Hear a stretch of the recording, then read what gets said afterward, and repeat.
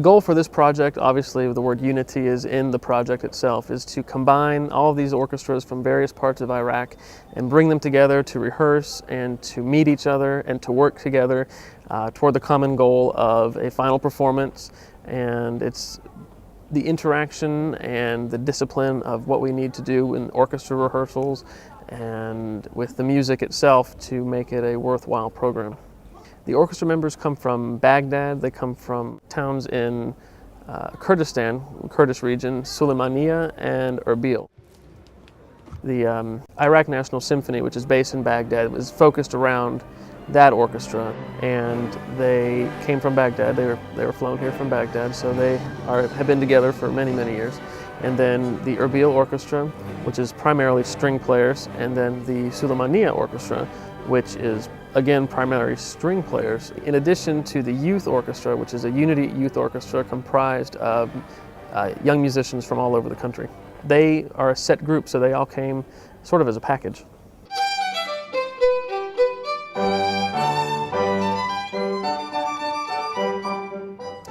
This project is great on so many levels. It's a great opportunity for these musicians who are in obvious strife, have obvious strife in their lives from Baghdad, who can't rehearse at times and can't get together and perform as an orchestra.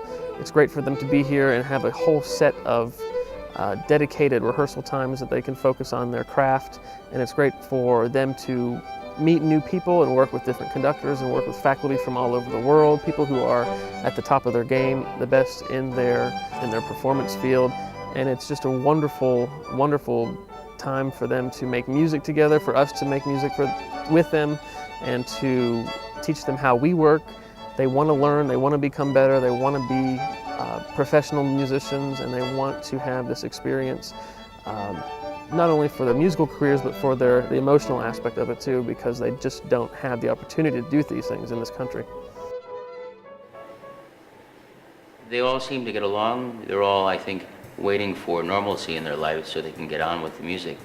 And it's really just a wonderful thing to see them just into it all day, from early in the morning until late in the evening, working together. It's tremendously rewarding on a human level more than anything else. When you're living in a North American or an American context, even though I live in South America, I'm always watching the international media, and we're led to think that things are a certain way, whether we're talking about the conflict or preconceptions or prejudices, and those views have been, in very concrete terms and on a human level, been dispelled for me. So I have a very different perspective on things, and I have to say the reception that we received on a human level, nationality aside, was just tremendous. And in every single encounter I've had. Bring 'em out, hey. Bring 'em out, yeah. Bring 'em out, hey. Bring 'em out, VIP, coming live from the VIP. Heard the nightlife, lost life without me. Most feds in the state wanna see by me. The whole city got pissed, heard he got 3. That other rapper got a hit, but shouted he not out. Everybody loves hip hop here. I don't know what it is. They love it. They are so into it. They can't wait to do it. They came and stood at the door the first day, and they can't stop dancing hip hop now. It's sweeping the whole world for some reason. I don't know why. Philly, Albuquerque, the chat time. I got the crowd yelling. Bring 'em out, bring 'em out. All my hot girls yelling. Bring 'em out, bring 'em out. All the dope boys yelling. Bring 'em out, bring 'em out. Front to back, they yelling. Bring 'em out, bring 'em out. If we convince these students just by working on their art that there are other things to think about than politics. Hopefully they will grow up and understand that they can spread art and culture and music and dance more, and we'll be focusing on that so much that we won't have time to be upset or angry with each other.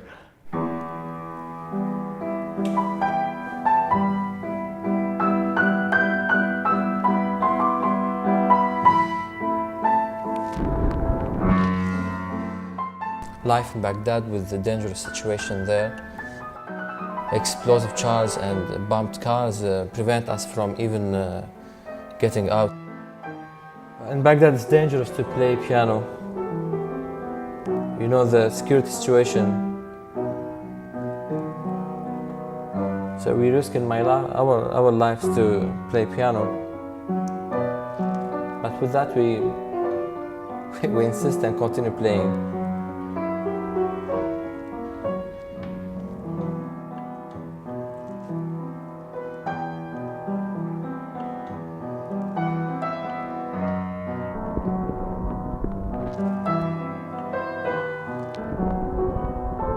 So music helps us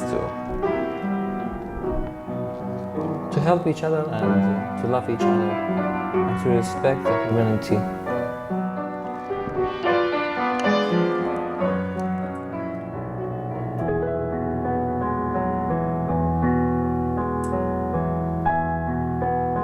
The first time I ever saw a piano in my life was when I was 10 years old in one of my friend's house, and I saw it, touched it, and I realized that this is what I'm supposed to do for the rest of my life. Playing piano leaves me no time to do anything else because I have electric piano and the electricity here is so bad. So all the time when we have electricity, I have to spend the whole time playing piano. So it's hard. This program has really meant a lot to me because during this week, I think I learned more than what I learned in my whole life. I learned that people, whatever the language they speak, they can always talk to each other with the music language. And meeting Mr. John Ferguson was absolutely one of the best things happened to me because he's always interested, you feel like he really wants to teach you. He has this love of teaching and getting new generations which can give better music. My dream is to become a classical concert pianist. I know it's a hard thing to do, but I'm going to work for it. I have the belief. On TV in the US, all they hear about Iraq is probably the bombings and stuff like that. And it's nice that some Americans came over and they will let the American people know that there is a part of Iraq which is good and you can do whatever you want. It's safe, it's nice, you can have fun. So yeah, it's amazing that they were that brave to come over and teach us stuff. Yeah, hopefully it'll be repeated every year. 5, 4, 3, 2, 1.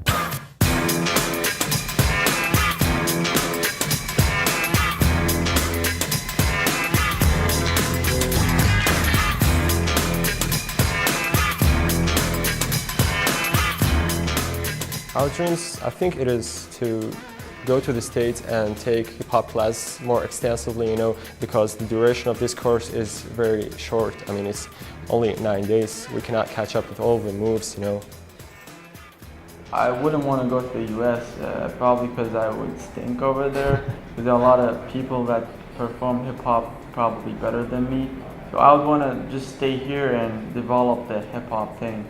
And I'll be the coolest one here, so why not stay here?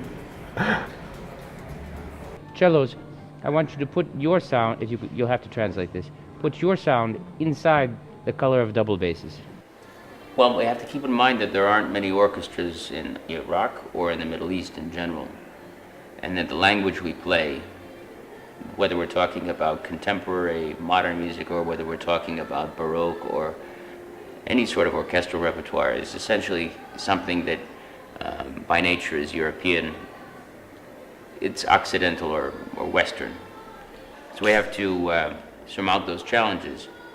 In leading the orchestra, part of it's this business, moving your hands around and trying to shape a phrase or define tempo, but there are other things that have to be managed.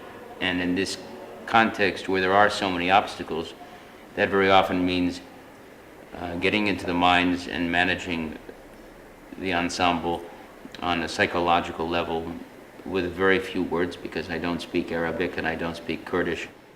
This is a song, and it's a song about brotherhood, but it's a song with words, but those words aren't spoken yet.